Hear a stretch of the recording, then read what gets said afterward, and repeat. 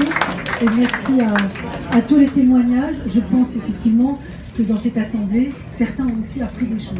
C'est parce qu'on a l'impression parce qu'on lit tous les jours, tout le temps, mais il y a des précisions qui méritent d'être rappelées sur effectivement cette mise en danger. C'est vrai qu'au Parlement européen, tout à l'heure quelqu'un parlait de Michel Aoun, il est venu au Parlement européen la semaine dernière faire un discours. Nous avons reçu les femmes yézidis, la barbarie qu'elles ont subie, c'est juste innommable. Moi j'avais proposé effectivement des femmes yézidis aussi, Asia Bibi pour le prix Sakharov au Parlement européen, mais nous faisons des actions effectivement tous les mois. Avec Michel Alliot-Marie, c'est vrai que le groupe grandit en soutien aux chrétiens d'Orient. Je voulais aussi dire que parmi vous, je sais que vous venez à l'ensemble des événements parce qu'il y a beaucoup d'habitants du 7e ici, et c'est au-delà d'une appartenance politique. Tu as raison de rappeler ta fidélité à Nicolas Sarkozy, comme la mienne, je l'ai vendredi, donc tu vois, tu verras après. Et la fidélité, ça fait partie de nos valeurs. On peut très bien avoir des divergences, mais moi je pense que la fidélité, pour moi, elle est plus importante que l'appartenance au parti politique. Mais c'est ma conviction, c'est comme ça que je vis. Et c'est vrai qu'à la mairie du 7e, mais comme dans d'autres mairies, moi je veux remercier la présence de Jeanne Deutzer qui nous a rejoints, qui est aussi totalement engagée sur ce sujet. Il y a aussi Pierre Licia, les combats sur les inégalités, sur effectivement où tu mets bien. Je trouve que tu mets en lumière les inégalités, les discriminations que les Parisiens vivent à Paris. On nous présente toujours les Parisiens comme des privilégiés. Il y a des endroits, et là où tu es élu, c'est particulièrement difficile, pour ne pas dire douloureux. Et je trouve que tu sois à la tête de ce combat. En tout cas, nous, ça nous honore et ça nous permet de relayer ta parole.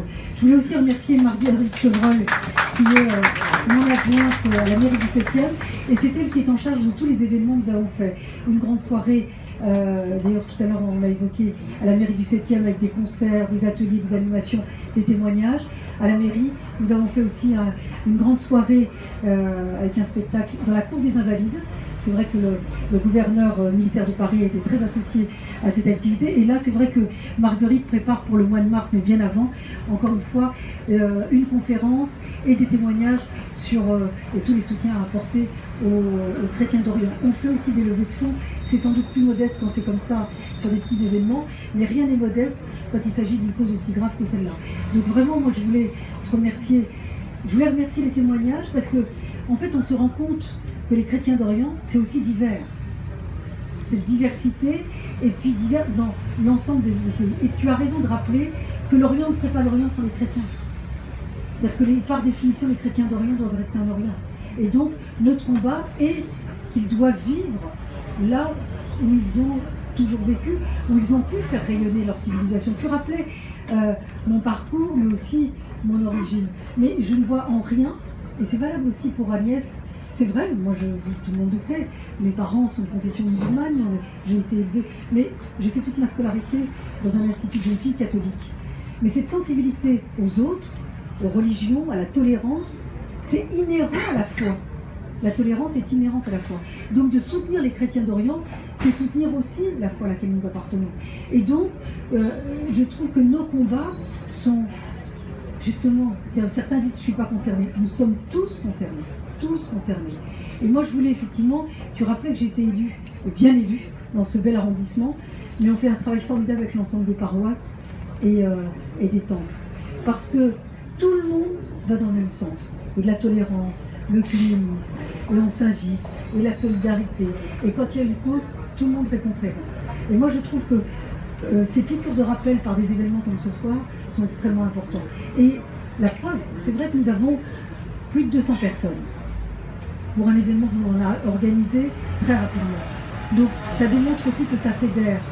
Les personnes qui sont ici présentes ne sont pas venues pour débattre de politique politicienne.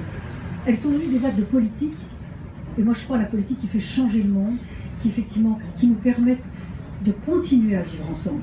Pas de s'opposer, pas de s'invectiver, mais de continuer à en vivre ensemble. Moi j'aime beaucoup Amida parce qu'on se retrouve aussi sur des points communs. Si on fait de la politique, on sait pourquoi on fait de la politique. Voilà. On sait, tu disais tout à l'heure, il faut que ça change. Oui, il faut que ça change. Il faut que ça change, mais en fait, il faut que ça change pour que ça revienne aux fondamentaux. C'est pas changer pour changer, c'est changer pour qu'on fasse de la politique pour de vrai. Moi, tes combats, ceux d'Agnès, ceux de Jean-François, et on a eu, Dieu sait, des divergences. Ceux d'Amida, ceux de Jeanne, de Pierre que j'ai rencontré sur c'est vrai.